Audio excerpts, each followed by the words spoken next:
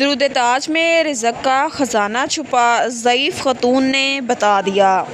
मोहतरम हज़रत हकीम साहब अस्सलामु अलैकुम। मैंने अब की रिसाला में एक वजीफ़ा पढ़ा था कि जब कोई चीज़ गुम हो जाए, कोई जानवर या इंसान लापता हो जाए या कोई मुश्किल हल ना हो तो दर्ज ज़ैल वजीफ़ा पढ़ने से फ़ौरन गुमशुदा चीज़ मिल जाती है और मुश्किल हल हो जाती है।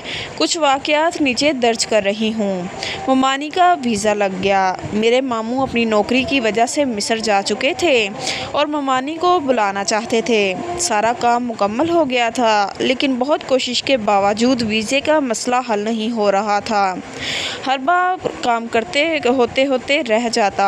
मेरी वालदा ने इन्हें यह वजीफ़ा बताया तो ममानी ने इशा की नमाज के बाद ये वजीफ़ा पढ़ना शुरू किया तो कुछ हफ्तों बाद इनका वीज़ा आ गया। हालांकि वो इतनी मायूस हो गई थी कि इन्हें वीज़ा मिल जाने का यकीन ही नहीं आ रहा था और फिर वो एक हफ्ते में ही मिस्र चली गई। लापता बच्ची मिल गई। मेरी चची की भतीजी जो कि तकरीबन 8 या 9 साल की है, वो लापता हो गई। बहुत तलाश किया, नहीं मिली। थाने में रिपोर्ट दर्ज करवाई। मुझे जैसे ही इत्तला मिली तो मैं फ़ौरन चचा के घर गई और मैंने वहाँ यही वजीफ़ा पढ़ा।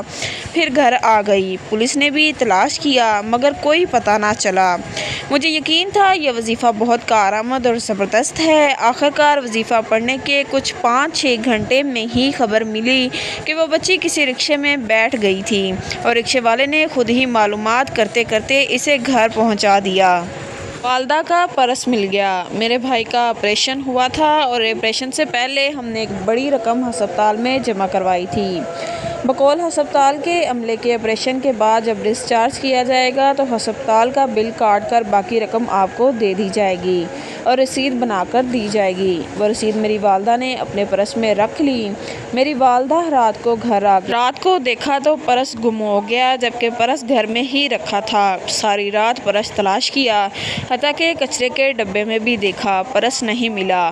तो मैंने यही वजीफ़ा पढ़ा। आप यकीन करें, हैरत अंगेज़ तौर पर मैं यह वजीफ़ा पढ़कर खड़ी हुई और जानमाज़ तय कर रही थी कि सामने नज़र पड़ी तो शेल्फ पर पर्स रखा हुआ था।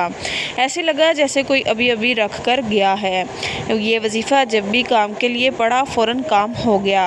वजीफ़ा ये है, 2 रकत नफल नमाज पढ़कर अव्वल आखिर दुरूद इब्राहिम के साथ दरमियान में 3 मरतबा सूरत यासीन पढ़नी है, फिर आखिर में दुआ मांग लें। याद रहे, अमल के दौरान किसी से हरगिज़ बात नहीं करनी।